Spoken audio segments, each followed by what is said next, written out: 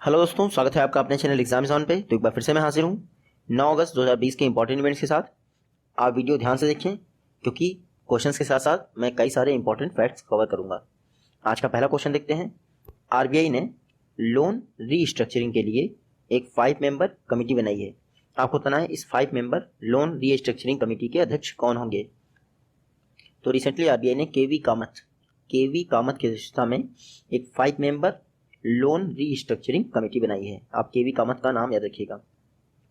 ये लोन जो restructuring committee है ये क्या करेगी, आप सभी को पता है कोविड-19 के कारण लॉकडाउन चल गया। ऐसे में कोई भी कंपनी जो फाइनेंशियल क्राइसिस फेल कर रही थी या फिर अपने लोन रीपेमेंट नहीं कर पा रही थी, उनके लिए ये लोन रीस्ट्रक्चरिंग कमेटी बनाई गई है। ये जो लोन रीस्ट्रक्चरिंग कमेटी होगी केवी कामत की अध्यक्षता में, ये पैरामीटर सेट करेगी कि किस तरह की कंपनी का लोन रीस्ट्रक्चर करना चाहिए। इस कमेटी में टोटल 5 मेंबर होंगे, मैंने आपको बता दिया। उसके अलावा जो भी ये रिकमेंडेशन होंगी कमेटी की वो सभी सेक्टर्स के लिए होंगी। खास बात क्या है, लोन रीस्ट्रक्चरिंग सिर्फ उन्हीं कंपनीज को ऑफर की जाएगी जो 30 डेज यानी मैक्सिमम 30 दिनों का डिफॉल्टर किया हो, इससे ऊपर नहीं। और ये 30 दिनों का डिफॉल्टर 1 मार्च 2020 के पहले किया हो, उन्हीं के लिए लोन रीस्ट्रक्चरिंग आपकी अवेलेबल रहेगी। उसके अलावा कब तक अवेलेबल रहेगी, तो 30 जून 2021 तक लोन रीस्ट्रक्चरिंग अवेलेबल रहेगी।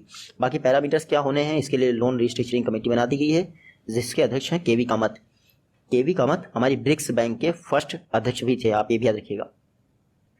नया क्वेश्चन है, फ्यूचर ब्रांड इंडेक्स में इंडिया की किस कंपनी ने सेकंड रैंक हासिल की है। तो रिसेंटली फ्यूचर ब्रांड इंडेक्स जारी किया गया है, उसमें RIL रिलायंस इंडस्ट्रीज लिमिटेड इन्होंने सेकंड रैंक हासिल की है फ्यूचर ब्रांड इंडेक्स में। इंडिया की only one and only company है जिसने टॉप 10 में जगह बनाई है। उसके अलावा टाटा ग्रुप है, टाटा ग्रुप की रैंक क्या है, 65th। तो आप देख सकते हैं जहां RIL आपकी सेकंड प्लेस पे, वहीं टाटा ग्रुप आपकी 65th पे है। फ्यूचर ब्रांड इंडेक्स ये एनालिसिस करता है कि कौन सी कंपनी का फ्यूचर क्या रहेगा, उसी के आधार पर ये रैंकिंग की जाती है।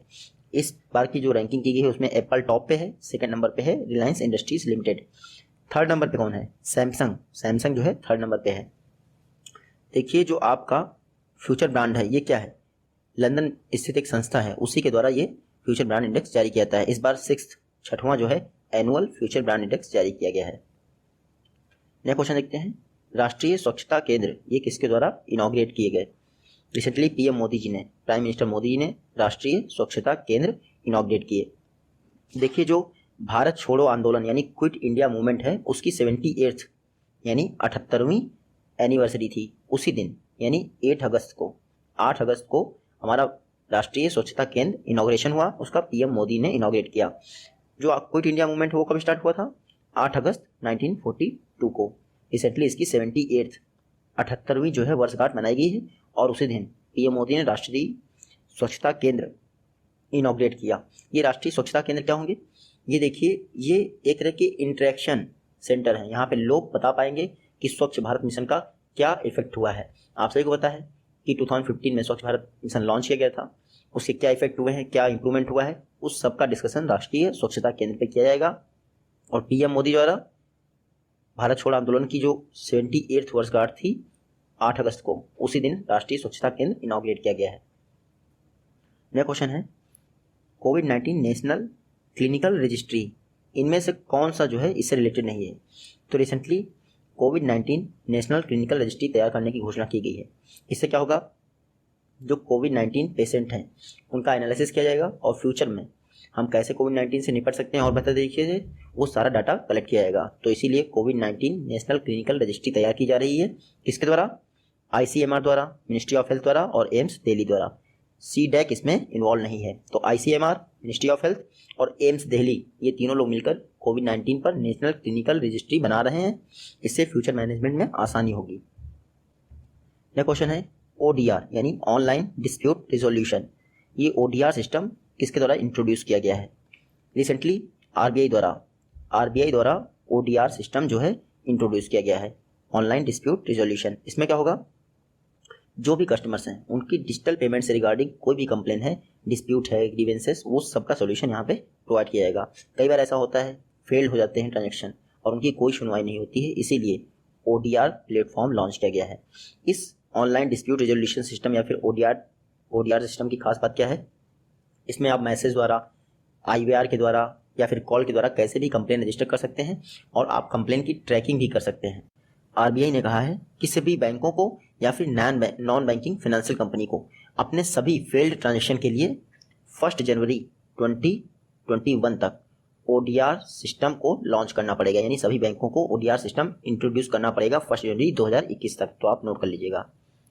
नेक्स्ट क्वेश्चन देखते हैं, किस स्टेट या यूटी द्वारा इलेक्ट्रिक व्हीकल पॉलिसी को रोल्ड आउट कर दिया गया है, यानी लागू कर दिया गया है? तो रिसेंटली दिल्ली गवर्नमेंट द्वारा इलेक्ट्रिक व्हीकल पॉलिसी को रोल आउट कर दिया गया है। आप सबको पता है दिल्ली गवर्नमेंट ने सबसे पहले अनाउंस किया था कि वो इलेक्ट्रिक पॉलिसी ला रहा है, अब इसको रोल आउट कर दिया गया है। इसमें क्या होगा, अगर आप इलेक्ट्रिक व्हीकल परचेज करते हैं, अगर आप कार परचेज करते हैं तो 1.5 लाख का, अगर आप 2 व्हीलर या 3 व्हीलर परचेज करते हैं तो 30,000 का इंसेंटिव प्रोवाइड किया जाएगा। इंपॉर्टेंट क्या है, इंपॉर्टेंट ये है कि आपकी जो रोड फ्री रजिस्ट्रेशन फीस होती है या फिर रोड टैक्स होता है वो सभी वेव ऑफ कर दिए जाएंगे। दिल्ली गवर्नमेंट द्वारा ये इलेक्ट्रिक व्हीकल पॉलिसी को इम्प्लीमेंट करने के लिए एक EV सेल यानी इलेक्ट्रिक व्हीकल सेल स्थापित किया गया है, वो इस पॉलिसी को इम्प्लीमेंट करेगा। साथ ही साथ जो कॉमर्शियल व्हीकल्स हैं उनको EV सेल द्वारा लो इंटरेस्ट रेट पर जो है लोन भी प्रोवाइड किया जाएगा। तो आप इतना याद रखिएगा, electric vehicle policy Delhi government द्वारा रोल्ड आउट कर दी गई है। नेक्स्ट क्वेश्चन है, शिर्ले आन ग्रो रिसेंटली इनका निधन हो गया। आपको बताना है किस कंट्री से बिलोंग करती थी। ये हैं शिर्ले आन ग्रो, इनका रिसेंटली निधन हो गया है। ये बिलोंग करती थी US से। ये एक फेमस नॉवेलिस्ट थी, ऑथर थी। इनको 1965 में पुलित्जर प्राइज मिल चुका था। पुलित्जर प्राइज किस लिए मिला था, इनकी एक फेमस नॉवेल थी the keepers of the house. इसके लिए इनको 1965 में पुलित्जर प्राइज मिला था। रिसेंटली शिर्ले एन ग्रो, इनका निधन हो गया और US से बिलोंग करती थी। नेक्स्ट क्वेश्चन है, ICC men's T20 world cup 2021 ये किस कंट्री द्वारा होस्ट किया जाना है? तो ICC men's T20 world cup 2021 को इंडिया द्वारा होस्ट किया जाना है। आप सभी को पता है जो 2020 के ICC T20 mains world cup थे वो पोस्टपोन हो गए हैं 2022 के लिए। अब यानी 2021 में तो कोई वर्ल्ड कप होना नहीं था और 2016 के बाद कोई भी T20 वर्ल्ड कप नहीं हुआ है, तो इन लोगों ने सोचा क्यों ना 2016 के बाद जितने भी पेंडिंग हैं उनको अगले 2 वर्षों में करवा दिए हैं। तो 2021 में क्या किया इन्होंने, इंडिया में ICC T20 वर्ल्ड कप जो मेंस का होना था वो डिसाइड कर लिया और अब इंडिया 2021 का ICC men's T20 world cup host करेगा। इसके अलावा जो वुमेन्स का होना है वो 2022 वाला उसको भी 2020 वाला उसको भी 2022 के लिए पोस्टपोन कर दिया गया है। मेंस का जो 2022 में होगा वो ऑस्ट्रेलिया में होगा, जबकि वुमेन्स का जो 2022 में होगा पोस्टपोन होके होगा वो न्यूजीलैंड में होगा। बस इतना अंतर है, आस पड़ोस में होंगे, आप निश्चिंत रहिए। IPL कहाँ हो रहा है इस बार? UAE यूनाइटेड अरब अमीरात में हो रहा है IPL। सितंबर से लेकर नवंबर के बीच में ऑर्गेनाइज होगा। ICC की बात करें, इंटरनेशनल क्रिकेट काउंसिल, हेडक्वार्टर कहाँ है इसका? दुबई में इसका हेडक्वार्टर है। चेयरमैन कौन है इस समय? एंटरिंग चेयरमैन है इमरान ख्वाजा उनका नाम है। CEO कौन है? मनु सावनी इस समय इसके CEO हैं। यह क्वेश्चन है, AI पर आधारित यानी AI based centre of excellence स्थापित करने के लिए NHAI ने किसके साथ पार्टनरशिप की है? तो रिसेंटली NHAI ने IIT दिल्ली के साथ पार्टनरशिप की है ताकि AI यानी आर्टिफिशियल इंटेलिजेंस आधारित एक सेंटर ऑफ एक्सीलेंस निर्मित किया जा सके या बनाया जा सके। इसमें क्या होगा, रोड इंफ्रास्ट्रक्चर या फिर रोड ट्रैफिक से रिलेटेड जितना डाटा होगा वो सारा आपके AI based centre of excellence में अवेलेबल होगा। इसके आधार पे जो भी डाटा होगा आपका ट्रैफिक का या रोड का रिलेटेड वो सारा डाटा कहाँ स्टोर किया जाएगा? एक डाटा लेक, क्या डाटा लेक बनाई जाएगी, उसी में ये सारा रोड रिलेटेड डाटा जो है स्टोर किया जाएगा, जो भी सेंटर ऑफ एक्सीलेंस द्वारा डेवलप किया जाएगा। आप इतना याद रखिएगा। तो NHAI ने और IIT दिल्ली ने साथ मिलकर MOU साइन कर दिया है, मेमोरेंडम ऑफ अंडरस्टैंडिंग। अगले 5 वर्ष तक ये दोनों साथ मिलकर काम करेंगे ताकि आर्टिफिशियल इंटेलिजेंस बेस एक सेंटर ऑफ एक्सीलेंस बनाया जा सके जो कि डाटा मैनेजमेंट का काम देख सके। नेक्स्ट क्वेश्चन है, आवाज़ ए रजौरी ये एक मोबाइल ऐप किस स्टेट या यूटी द्वारा डेवलप किया गया है? तो आवाज़ ए रजौरी ये मोबाइल ऐप डेवलप किया गया है JNK जम्मू एंड कश्मीर द्वारा। देखिए जम्मू एंड कश्मीर में एक रजौरी करके एक प्लेस है, वहाँ के जो डेप्यूटी कमिश्नर हैं उन्होंने ये जो है आपका आवाज़ ए रजौरी ऐप अनवील कर दिया है। इसमें क्या होगा, आवाज़ ए रजौरी मोबाइल ऐप एक तरह का मैकेनिज्म है, जो लोग भी अपनी कंप्लेन है किसी भी तरह की कंप्लेन वो आप जाके यहाँ पर रजिस्टर करवा सकते हैं आवाज़ ए रजौरी पर और उसका आपका समाधान मिलेगा। आपको कोई फीस आपसे नहीं ली जाएगी, यानी फ्री ऑफ कॉस्ट आपकी कंप्लेन रजिस्टर की जाएगी ऑनलाइन तरीके से रजिस्टर करिए और सारा ट्रैकिंग कर सकते हैं आप। इसको डेवलप किसने किया है? NIC, नेशनल इंफॉर्मेटिक्स सेंटर, जो रजौरी में सेंटर है उसके द्वारा डेवलप किया गया है। नेक्स्ट क्वेश्चन है, ऑफलाइन रिटेल पेमेंट सॉल्यूशन के लिए पायलट स्कीम किसके द्वारा लॉन्च की गई है? तो ऑफलाइन रिटेल पेमेंट सॉल्यूशन के लिए RBI द्वारा एक पायलट स्कीम लॉन्च की गई है। इसमें क्या होगा, जो इंडिया के या फिर कंट्री के हमारी जो रिमोटेस्ट पार्ट हैं, जहाँ पे इंटरनेट कनेक्टिविटी या तो स्लो है या फिर नहीं है, वहाँ पे जो रिटेल हमारे वो होते हैं रिटेलर्स, उनको ऑफलाइन पेमेंट फैसिलिटी प्रोवाइड करने के लिए, यानी offline retail payment solution provide करने के लिए पायलट बेस पर ये स्कीम लॉन्च की गई है। ये स्कीम कब तक चलेगी? 31 मार्च 2021 तक RBI द्वारा इस स्कीम को चलाया जाएगा। इसमें क्या होगा, लोगों को कार्ड आधारित पेमेंट करने की फैसिलिटी प्रोवाइड की जाएगी रिमोट एरिया में, और साथ ही साथ कुछ ऐसे मोबाइल ऐप डेवलप किए जाएंगे जिनसे आप ऑफलाइन तरीके से पेमेंट पे कर सकें। इसमें एक लिमिट ये तय कर दी जाएगी कि एक बार में आप 200 रुपये मैक्सिमम पे कर सकते हैं अगर ऑफलाइन पे कर रहे हैं, साथ ही साथ एक दिन में मैक्सिमम 2000 रुपये, यानी एक बार में ट्रांजेक्शन कितने रुपए का? 200 रुपीज़ का, और एक दिन में पूरा ट्रांजेक्शन कितने का? 2000 रुपीज़ का ऑफलाइन तरीके से पे कर सकते हैं। मेनली उन एरियाज़ के लिए है जहाँ पे इंटरनेट कनेक्टिविटी अवेलेबल नहीं है। तो ऑफलाइन रिटेल पेमेंट सॉल्यूशन के लिए पायलट स्कीम लॉन्च की है RBI द्वारा। 31 मार्च 2021 तक ये स्कीम चलती रहेगी, रन की जाएगी। नेक्स्ट क्वेश्चन है, इंडिया का first snow leopard conservation centre किस स्टेट में स्टैब्लिश किया गया है? रिसेंटली उत्तराखंड में इंडिया का first snow leopard conservation centre स्थापित कर दिया गया है। इस जो कंजर्वेशन सेंटर है इसको उत्तराखंड फॉरेस्ट डिपार्टमेंट और UNDP, united nation development programme, इन दोनों द्वारा यानी ज्वाइंट रूप से स्थापित किया गया है, स्टैब्लिश किया गया है। तो आप देखिएगा, उत्तराखंड के फॉरेस्ट डिपार्टमेंट और UNDP द्वारा इंडिया का first snow leopard conservation centre Uttarakhand में स्थापित कर दिया गया है। मेन पर्पस क्या है? जो स्नो लेपर्ड्स हैं उनका कंजर्वेशन करना। देखिए, कोई ऑफिशियल डाटा तो अवेलेबल नहीं है, लेकिन स्टेट गवर्नमेंट जो उत्तराखंड की है उसका कहना है कि उत्तराखंड में 86 स्नो लेपर्ड्स हैं। तो आप इतना याद रखिएगा। नेक्स्ट क्वेश्चन देखते हैं, अमेजिंग अयोध्या ये बुक किसके द्वारा लिखी गई है? तो अमेजिंग अयोध्या, इस बुक को लिखा है नीना रॉय द्वारा अमेजिंग अयोध्या बुक को लिखा गया है। ऐसा कहा गया है कि ये जो अमेजिंग अयोध्या बुक है, इसमें अयोध्या से रिलेटेड जो भी फैक्ट एंड फिगर इंक्लूड किया गया है, जो भी डाटा इंक्लूड किया गया है, वो बहुत ज़्यादा ऑथेंटिक है, यानी कोई लाग लपेट नहीं है, कोई फेरबदल नहीं है।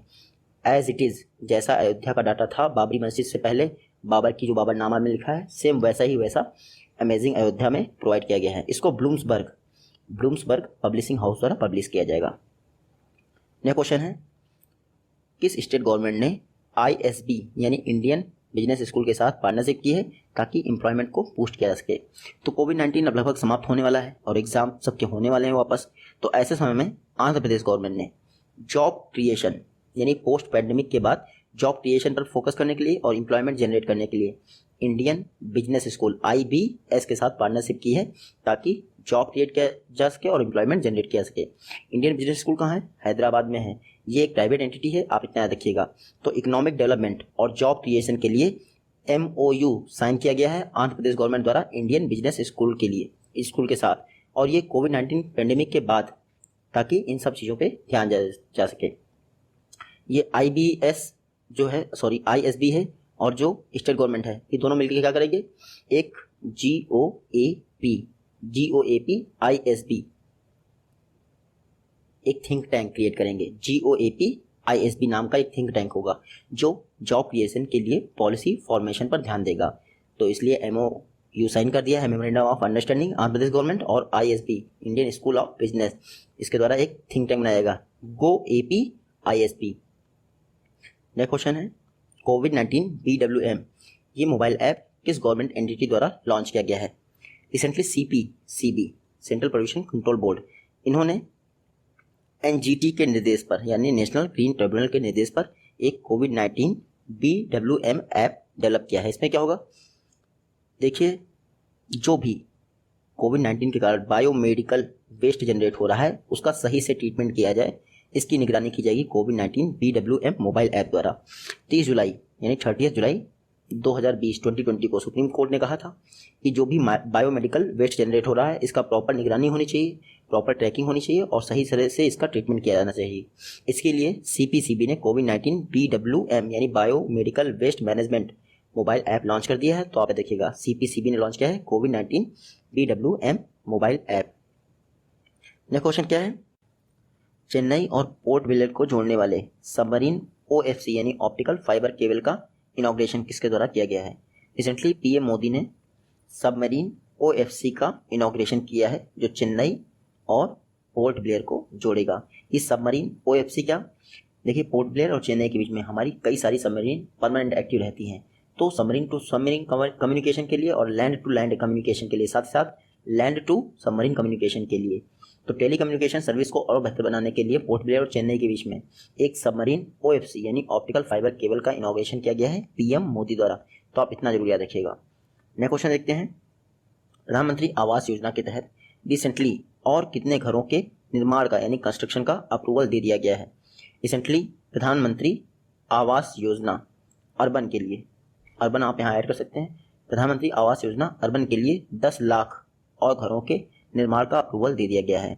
तो इस तरह से अब तक टोटल 1 करोड़ 6 लाख यानी 1 करोड़ 6 लाख घरों के निर्माण का अप्रूवल दिया जा चुका है प्रधानमंत्री आवास योजना अर्बन के तहत। टोटल प्रधानमंत्री आवास योजना अर्बन के तहत कितने घर बनने हैं, 1 करोड़ 12 लाख यानी मात्र 6 लाख घर और बचे हैं। उसके बाद प्रधानमंत्री आवास योजना अर्बन का टारगेट पूरा हो जाएगा। आप सबको पता है प्रधानमंत्री आवास योजना कंबाइंड टारगेट कितना है, 2 करोड़ घरों का कंबाइंड टारगेट है 31 मार्च 2022 तक। अर्बन के लिए कितने बनने हैं, 1 करोड़ 12 लाख, बाकी जो आपके बनने हैं वो रूरल के लिए बनने हैं।